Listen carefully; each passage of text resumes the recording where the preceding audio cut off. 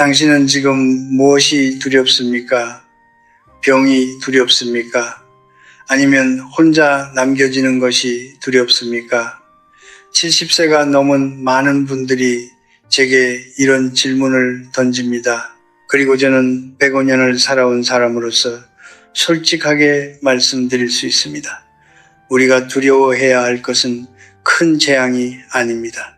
우리가 진짜 경계해야 할 것은 매일 밤 아무 생각 없이 반복하는 그 작은 습관들입니다. 저는 전쟁을 겪었습니다. 굶주림도 겪었습니다. 사랑하는 사람들을 먼저 떠나보내는 슬픔도 겪었습니다. 그러나 제가 수십 년간 수많은 사람들의 삶과 죽음을 지켜보며 깨달은 것은 이것입니다. 사람을 무너뜨리는 것은 단 한 번의 큰 사건이 아닙니다. 수천 번의 밤, 아무도 주목하지 않는 그 시간 속에서 쌓인 작은 부주의들이 결국 한 사람의 생을 조용히 갉아먹는 것입니다. 오늘 제가 여러분께 드릴 이야기는 화려하지 않습니다. 의학 교과서에서 가져온 이야기도 아닙니다. 이것은 105년이라는 시간 속에서 제 눈으로 직접 보고 제 가슴으로 직접 느낀 것들입니다. 연구에 따르면 70세 이후 심각한 합병증을 경험한 노인의 85%가 오늘 제가 말씀드릴 5가지 습관 중 적어도 3가지 이상을 반복하고 있었습니다. 85%입니다. 이것은 불운이 아닙니다. 이것은 패턴입니다. 우리는 흔히 이렇게 생각합니다. 나이가 들면 몸이 약해지는 건 어쩔 수 없는 일이야. 맞습니다. 이것은 어쩔 수 없는 부분이 있습니다. 그러나 제가 말씀드리고 싶은 것은 어쩔 수 없는 노화와 스스로 선택해서 만들어낸 손상은 전혀 다른 것이라는 사실입니다. 많은 분들이 그 둘을 구분하지 못한 채 자신이 스스로 만들어낸 고통을 그저 나이 탓으로 돌리고 있습니다. 밤 10시 이후 여러분의 몸은 하나의 전환점을 맞이합니다.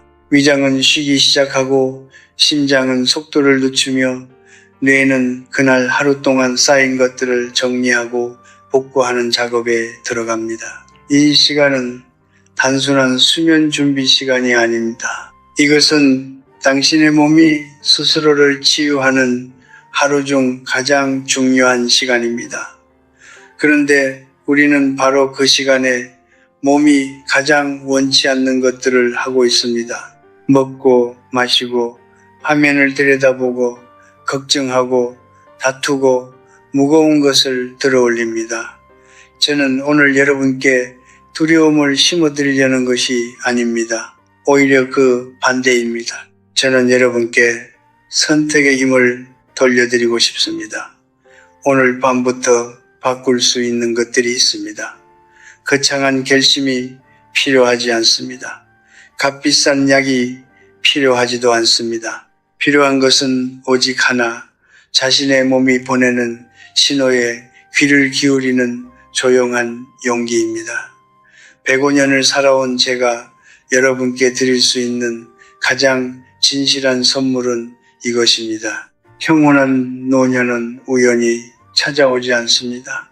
그것은 매일 밤 작은 선택들이 쌓여 만들어지는 것입니다.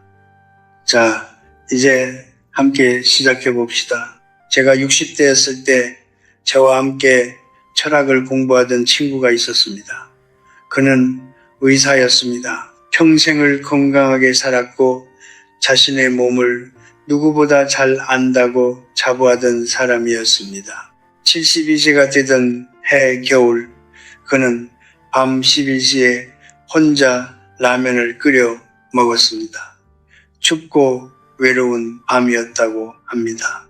그리고 새벽 2시 그는 심근경색으로 세상을 떠났습니다. 그의 딸이 제게 전화를 걸어 그 소식을 전했을 때 저는 한동안 말을 잇지 못했습니다. 처음에는 그것이 불운이라고 생각했습니다. 그러나 105년을 살아온 지금 저는 압니다. 그것은 불운이 아니었습니다. 그것은 예고된 결말이었습니다. 우리는 흔히 야식을 사소한 즐거움으로 여깁니다. 하루를 마무리하는 작은 위로라고 생각합니다. 그러나 70세가 넘은 몸에게 밤 10시 이후에 음식은 위로가 아니라 전쟁입니다. 젊었을 때 우리의 위장은 밤새 일해도 다음 날이면 회복되었습니다. 그러나 나이가 들면서 몸은 달라집니다. 70세가 넘으면 위장의 소화 능력은 젊은 시절의 절반 이하로 떨어집니다.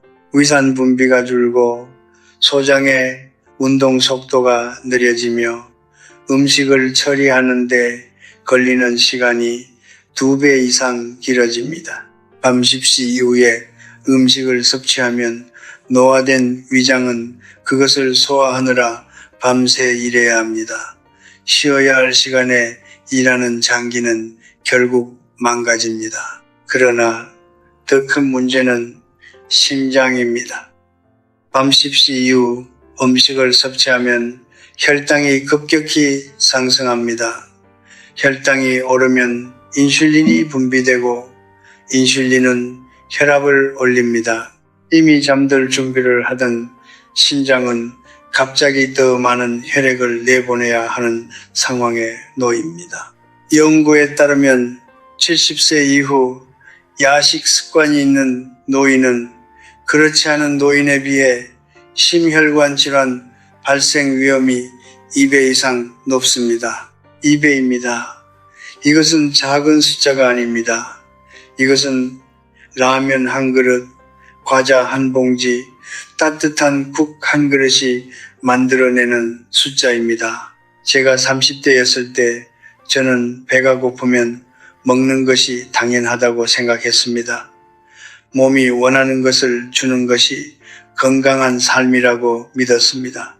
그러나 나이가 들수록 저는 깨달았습니다. 몸이 원하는 것과 몸에게 필요한 것은 다를 수 있습니다. 특히 밤의 허기는 대부분 진짜 배고픔이 아닙니다. 그것은 외로움입니다. 그것은 지루함입니다. 그것은 하루의 긴장이 풀리면서 찾아오는 감각적 허전함입니다. 저는 이것을 깨닫는데 70년이 걸렸습니다. 저의 하루는 저녁 7시면 식사가 끝납니다. 그 이후로는 물과 따뜻한 차 외에는 아무것도 먹지 않습니다. 처음에는 힘들었습니다. 그러나 이 습관을 지킨 지 30년이 넘은 지금 저는 그것이 제 몸에게 줄 수 있는 가장 큰 선물이었다는 것을 압니다. 몸은 쉬어야 할 때 쉬어야 합니다. 정원은 밤새 물을 주면 뿌리가 썩습니다. 사람의 몸도 마찬가지입니다. 밤 10시 이후 냉장고 문에 손이 가거든 잠시 멈추십시오. 그리고 스스로에게 물어보십시오. 나는 지금 정말 배가 고픈가 아니면 그저 외로운가? 그 질문 하나가 어쩌면 당신의 남은 삶을 몇 년은 더 늘려줄지 모릅니다. 음식은 낮에 즐기십시오. 밤은 몸이 스스로를 고치는 시간입니다. 그 시간을 빼앗지 마십시오. 제가 요양원을 방문했을 때의 일입니다. 밤 12시가 넘은 시각이었는데 복도를 걷다 보니 방마다 푸른 빛이 새어 나오고 있었습니다. 문틈으로 들여다보면 어김없이 같은 장면이었습니다. 80이 넘은 어르신들이 스마트폰을 얼굴 가까이 들고 눈을 가늘게 뜨고 화면을 들여다보고 있었습니다. 어떤 분은 드라마를 보고 있었고 어떤 분은 자식이 보내온 사진을 들여다보고 있었습니다. 그 모습이 처음에는 정겹게 느껴졌습니다.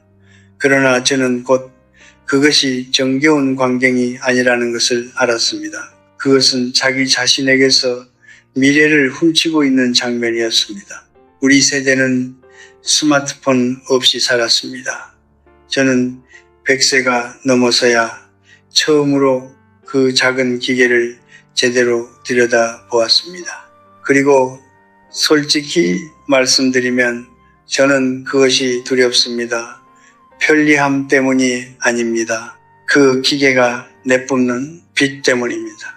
스마트폰과 텔레비전 화면에서 나오는 파란 파장의 빛, 이른바 블루라이트는 우리 뇌에 하나의 거짓 신호를 보냅니다. 아직 낮이다. 아직 잠들 시간이 아니다.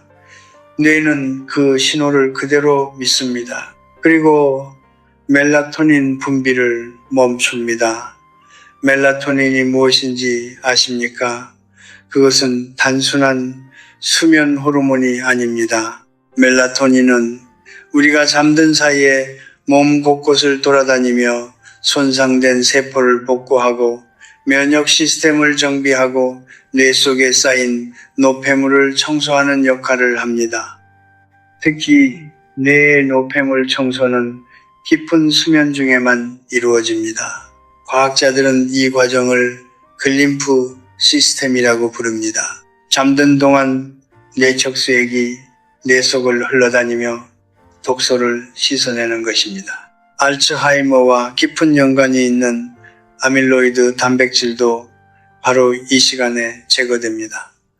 그런데 블루라이트가 멜라토닌 분비를 막으면 이 청소 작업 전체가 중단됩니다.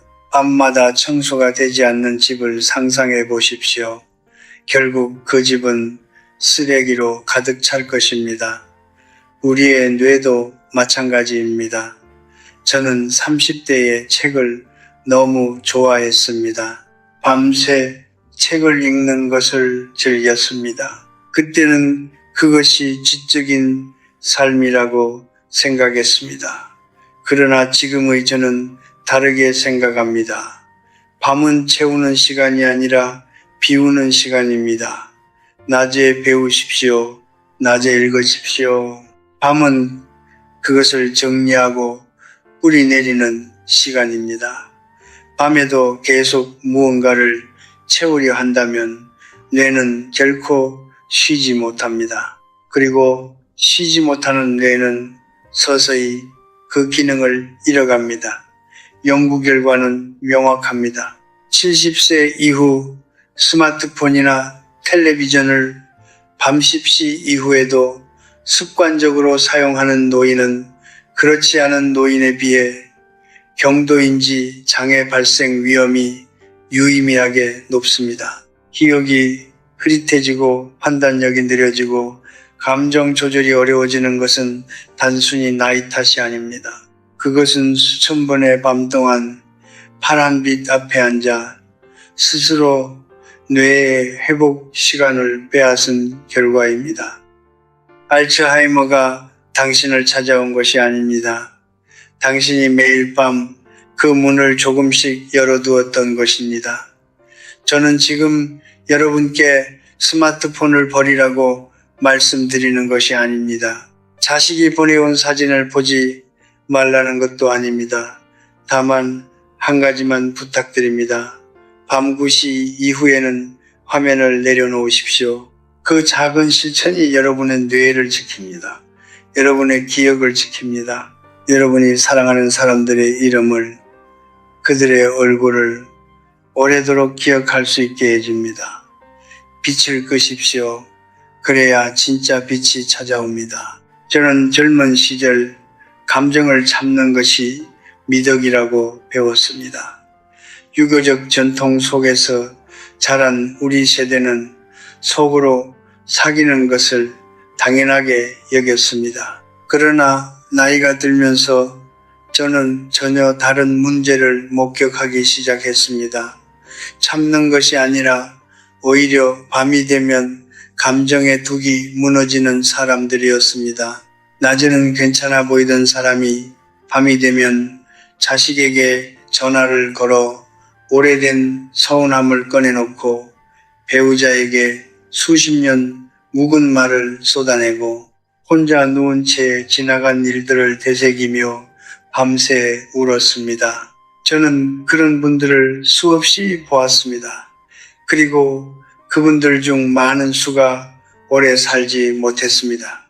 처음에는 우연이라고 생각했습니다. 그러나 105년이 지난 지금 저는 그것이 우연이 아님을 압니다. 밤 시간의 감정적 흥분은 우리 몸에 즉각적인 생리적 반응을 일으킵니다. 분노하거나 깊이 걱정하거나 오래된 후회에 사로잡히면 뇌는 위기 상황으로 인식하고 코르티솔이라는 스트레스 호르몬을 대량으로 분비합니다. 코르티솔은 혈압을 올리고 심박수를 높이고 근육을 긴장시킵니다. 이것은 낮에 위험한 상황에서 우리를 보호하기 위한 반응입니다. 그러나 밤 10시 이후 잠들어야 할 시간에 이 반응이 일어나면 어떻게 될까요? 몸은 싸울 준비를 하는데 싸울 적이 없습니다. 긴장된 몸은 뒤척이고 잠은 오지 않고 뇌는 같은 생각을 계속 반복합니다. 그리고 코르티솔이 높은 상태에서는 수면 중 세포 재생이 거의 이루어지지 않습니다. 몸은 밤새 복구되지 못한 채 아침을 맞이합니다. 이런 밤이 수백 번, 수천 번 쌓이면 무슨 일이 벌어질지는 말씀드리지 않아도 아실 것입니다. 제가 한 가지 고백을 드리겠습니다. 저도 그런 시절이 있었습니다. 50대에 저는 가까운 동료에게 깊이 배신당한 일이 있었습니다. 오랫동안 함께 연구하고 신뢰했던 사람이었습니다. 그 일이 있은 후 몇 달 동안 저는 매일 밤 그 생각에서 벗어나지 못했습니다.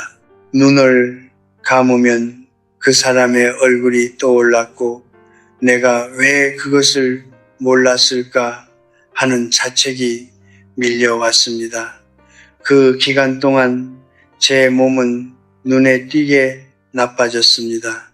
머리카락이 빠지고 소화가 안 되고 아침마다 피로가 가시지 않았습니다.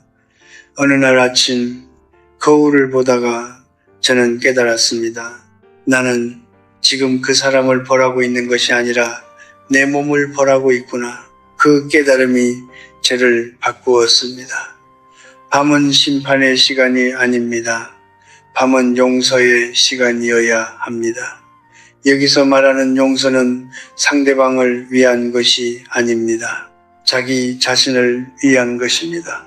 억울함을 품고 잠자리에 드는 것은 독을 마시고 상대방이 죽기를 기다리는 것과 같습니다. 상대방은 잘 자고 있습니다. 독은 오직 당신 안에서만 작용합니다. 저는 이것을 깨닫는데 50년이 걸렸습니다. 여러분은 저보다 빨리 아셔야 합니다. 자식과의 갈등도 마찬가지입니다. 밤늦게 자식에게 전화를 걸어 서운함을 토로하고 싶을 때 잠시 멈추십시오. 그 말이 틀렸다는 것이 아닙니다. 그 감정이 가짜라는 것도 아닙니다. 다만 밤은 그 말을 꺼내기에 가장 좋지 않은 시간입니다. 밤의 감정은 낮의 감정보다 언제나 더 크게 느껴집니다. 더 날카롭고 더 억울하고 더 외롭게 느껴집니다. 그 시간에 꺼낸 말은 관계를 회복시키지 않습니다. 오히려 아무로 가던 상처를 다시 열어놓습니다. 밤 10시 이후에는 감정을 내려놓는 연습을 하십시오. 그것이 포기가 아닙니다. 그것이 지혜입니다. 오늘 해결되지 않은 문제는 내일 낮에 차갑고 명료한 정신으로 마주하십시오. 밤의 걱정은 문제를 해결하지 않습니다. 밤의 걱정은 당신의 몸만 소모시킵니다. 평온한 밤은 저절로 찾아오지 않습니다. 그것은 당신이 밤 10시에 내리는 하나의 결단입니다. 오늘 밤 모든 감정적 짐을 내려놓고 눈을 감으십시오. 그것이 당신이 스스로에게 줄 수 있는 가장 큰 선물입니다. 저는 젊은 시절 술을 즐겼습니다. 전쟁이 끝나고 폐허가 된 거리에서 동료들과 둘러앉아 막걸리 한 사발을 나누던 기억이 지금도 생생합니다. 그 시절 술은 단순한 음료가 아니었습니다. 그것은 위로였고 연대였고 살아있다는 확인이었습니다. 커피도 마찬가지였습니다. 긴 강의를 준비하던 밤, 원고를 쓰던 새벽, 커피 한 잔은 저를 버티게 해주는 동반자였습니다. 저는 60대까지도 그 두 가지를 큰 의심 없이 즐겼습니다. 그러나 나이가 들면서 그것들이 제게 보내는 신호가 달라지기 시작했습니다. 몸이 말하기 시작했습니다. 처음에는 속삭임이었고 나중에는 외침이었습니다. 저는 다행히 그 소리를 들었습니다. 많은 분들은 듣지 못합니다. 술부터 말씀드리겠습니다. 많은 어르신들이 이런 말씀을 하십니다. 잠들기 전에 한잔하면 잠이 잘 와. 맞습니다. 알코올은 처음에는 졸음을 유도합니다. 그러나 그것은 진짜 수면이 아닙니다. 알코올이 체내에서 분해되면서 아세트알데히드라는 독성 물질이 생성되는데 이것이 수면의 후반부를 심각하게 방해합니다. 깊은 수면 단계인 렘 수면이 억제되고 몸은 자는 듯 자지 않는 상태에 머뭅니다. 아침에 일어났는데도 개운하지 않고 몸이 무겁고 머리가 흐릿한 경험을 하신 적이 있으십니까?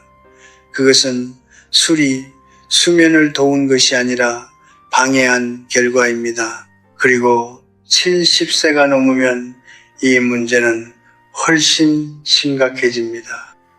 노화된 간은 알코올을 분해하는 속도가 젊은 시절에 비해 현저히 느립니다. 같은 양의 술을 마셔도 몸속에 훨씬 오래 머물고 독성 물질이 더 오랫동안 장기를 공격합니다. 70대의 술 한 잔은 30대의 술 두세 잔과 맞먹는 부담을 몸에 줍니다. 그 사실을 아는 분이 얼마나 되실까요? 커피는 어떻습니까? 저는 커피를 사랑했습니다. 그러나 지금 저는 오후 2시 이후로는 절대 커피를 마시지 않습니다. 이유는 단순합니다. 카페인의 반감기 때문입니다. 반감기란 체내에 흡수된 물질의 농도가 절반으로 줄어드는 데 걸리는 시간을 말합니다. 젊은 성인의 경우 카페인의 반감기는 평균 5시간 정도입니다. 그러나 70세가 넘으면 심장과 간의 기능이 떨어지면서 카페인의 반감기가 7시간에서 길게는 10시간까지 늘어납니다. 오후 3시에 마신 커피 한 잔이 밤 12시에도 여전히 절반의 농도로 혈액 속을 돌아다니고 있다는 뜻입니다. 그 커피가 잠을 방해하지 않는다고 느끼시는 분들, 그것은 몸이 적응한 것이 아닙니다. 그것은 몸이 망가진 것입니다. 수면의 질이 너무 오랫동안 낮아진 나머지 나쁜 수면이 정상처럼 느껴지게 된 것입니다. 제 주변에 70대 후반의 지인이 있었습니다. 그는 매일 저녁 식사 후 커피를 한 잔씩 마시는 것을 40년 넘게 이어온 습관이라며 자랑스럽게 여겼습니다. 밤에 잠이 잘 안 온다고 하면서도 그것이 나이 탓이라고만 생각했습니다. 저는 조심스럽게 커피 이야기를 꺼냈고 그는 처음에는 웃으며 무시했습니다. 그러나 3개월간 저녁 커피를 끊은 후 그는 제게 전화를 걸어 이렇게 말했습니다. 40년 만에 처음으로 밤에 깊이 잠들었다고. 그 목소리에는 놀라움과 함께 잃어버린 시간에 대한 씁쓸함이 담겨 있었습니다. 술과 커피는 적이 아닙니다. 때와 장소가 있을 뿐입니다. 낮에 적당히 즐기십시오. 그러나 밤 10시 이후에는 내려놓으십시오. 당신의 간이 쉬어야 합니다. 당신의 심장이 숨을 쉬어야 합니다. 당신의 뇌가 정말로 잠들 수 있어야 합니다. 105년을 살아온 제가 드리는 말씀입니다. 달콤한 것이 언제나 좋은 것은 아닙니다. 때로는 내려놓는 것이 가장 깊은 위로입니다. 오늘 밤 잔을 내려놓으십시오. 그것이 당신의 몸이 당신에게 부탁하는 가장 간절한 소원입니다. 저는 지금까지 수많은 장례식에 참석했습니다. 105년을 살았으니 당연한 일입니다. 친구들의 장례식, 제자들의 장례식, 때로는 자식보다 어린 분들의 장례식도 있었습니다. 그 많은 죽음 중에서 제 가슴을 가장 오래 무겁게 짓눌렀던 것들이 있습니다. 바로 넘어져서 세상을 떠난 분들이었습니다. 병도 아니었습니다. 사고도 아니었습니다. 그저 밤에 혼자 일어나다가 어두운 복도를 걷다가 무거운 것을 들려다가 넘어진 것이었습니다. 그리고 그 한 번의 넘어짐이 전부였습니다. 병원에 실려가고 수술을 받고 그 후로 다시는 예전으로 돌아오지 못했습니다. 어떤 분은 6개월을 버티다 떠났고 어떤 분은 그보다 빨리 떠났습니다. 저는 그 장면들을 잊지 못합니다. 낙상, 즉 넘어짐은 70세 이후 사망 원인 중 손에 꼽히는 것 중 하나입니다. 통계는 냉정합니다.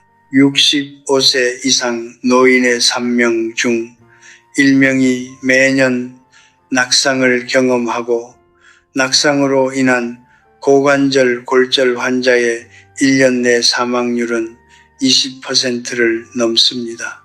그러나 더 충격적인 사실은 따로 있습니다. 이 낙상의 절반 이상이 야외가 아닌 집 안에서 발생한다는 것입니다. 밤에 익숙하다고 생각했던 바로 그 공간에서 일어납니다. 우리는 흔히 낙상을 빙판길이나 계단에서 일어나는 일이라고 생각합니다. 그러나 현실은 다릅니다. 어두운 방에서 화장실을 가다가 잠이 덜 깬 상태로 부엌에 물을 마시러 가다가 밤늦게 무거운 짐을 옮기려다가 넘어지는 것입니다. 왜 밤이 유독 위험할까요? 이유는 세 가지입니다. 첫째는 어둠입니다. 노화된 눈은 어두운 곳에서 적응하는 속도가 젊은 눈의 절반에도 미치지 못합니다.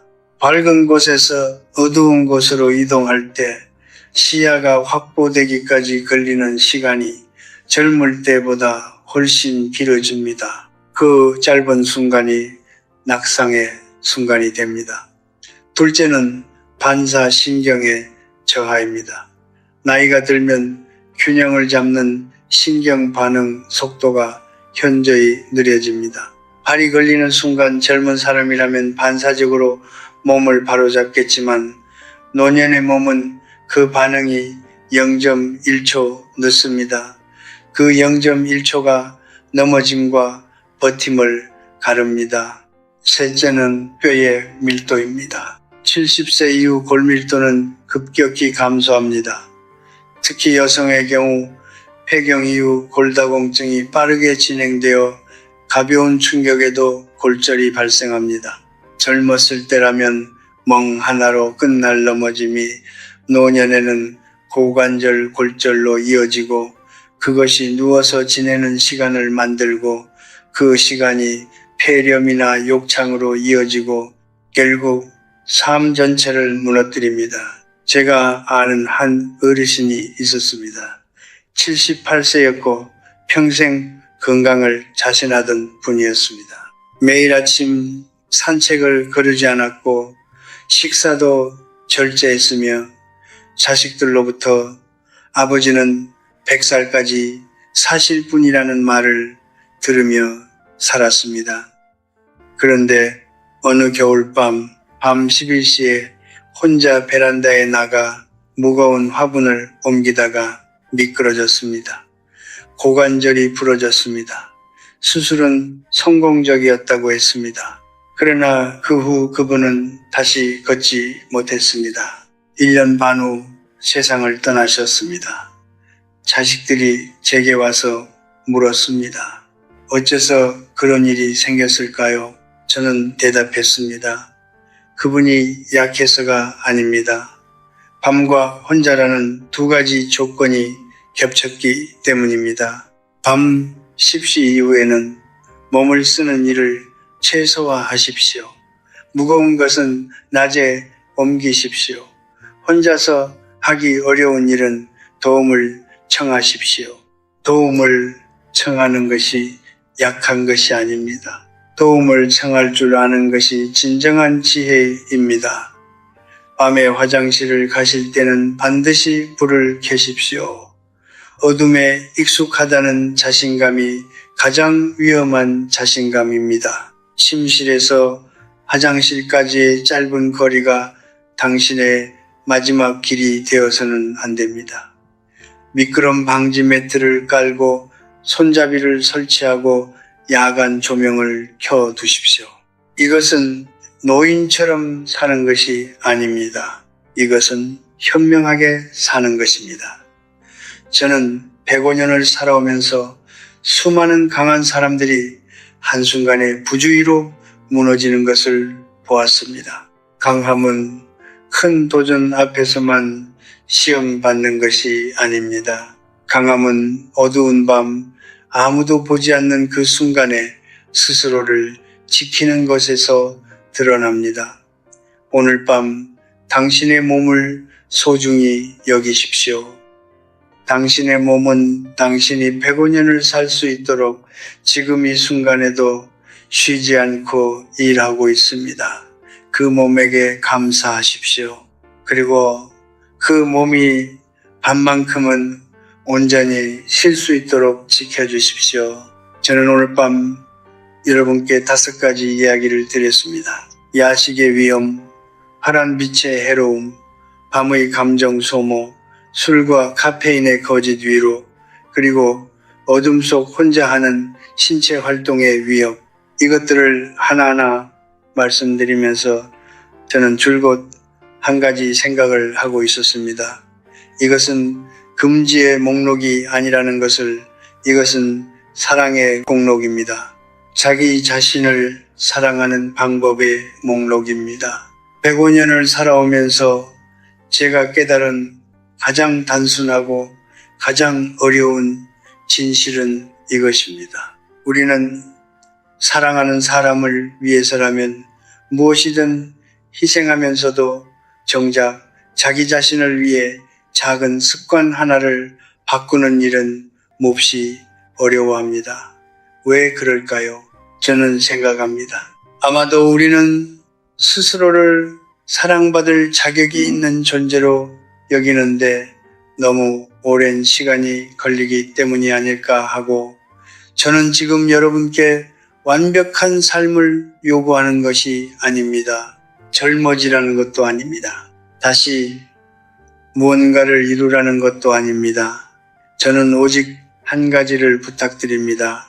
밤 10시 이후 당신의 몸에게 쉬어도 된다는 허락을 내려주십시오.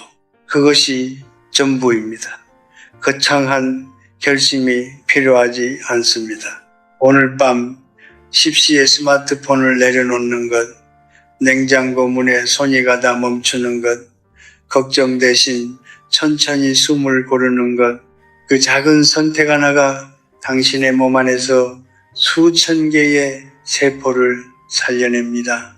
과학이 그렇게 말하고 105년의 경험이 그렇게 말합니다. 인생의 후반부를 어떻게 살아야 하는가에 대해 많은 사람들이 묻습니다. 더 많이 움직여야 하는가? 더 많이 배워야 하는가? 더 많이 사람들을 만나야 하는가? 저는 이렇게 대답합니다. 그 무엇보다 먼저 잘 자야 합니다. 잘 자는 사람이 잘 생각하고, 잘 생각하는 사람이 잘 살고, 잘 사는 사람이 잘 늙어갑니다. 수면은 게으름이 아닙니다. 수면은 생존입니다. 수면은 내일을 위한 가장 성실한 준비입니다. 그리고 그 수면을 지키는 것은 밤 10시 이후의 선택에서 시작됩니다. 저는 가끔 이런 상상을 합니다. 만약 제가 40대로 돌아갈 수 있다면 무엇을 다르게 할 것인가? 더 큰 책을 쓸 것인가? 더 유명해질 것인가? 더 많은 것을 이룰 것인가? 아닙니다. 저는 더 일찍 잠자리에 들 것입니다. 더 일찍 저녁 식사를 마칠 것입니다. 더 빨리 걱정을 내려놓는 법을 배울 것입니다. 그것이 제가 105년 끝에 도달한 가장 솔직한 답입니다. 인생에서 가장 귀한 것은 명성도 재산도 업적도 아닙니다. 매일 밤 온전히 쉬고 매일 아침 맑게 깨어나는 것, 그것이 진짜 풍요입니다. 그것이 진짜 자유입니다. 여러분, 나이 든다는 것은 잃어가는 과정이 아닙니다. 나이 든다는 것은 불필요한 것들을 내려놓고 진짜 중요한 것만 남기는 과정입니다. 밤 10시 이후에 음식을 내려놓으십시오. 화면을 내려놓으십시오. 감정의 짐을 내려놓으십시오. 술잔을 내려놓으십시오. 어둠 속에 무모함을 내려놓으십시오. 그렇게 하나씩 내려놓고 나면 그 고요한 자리에 무언가가 찾아옵니다.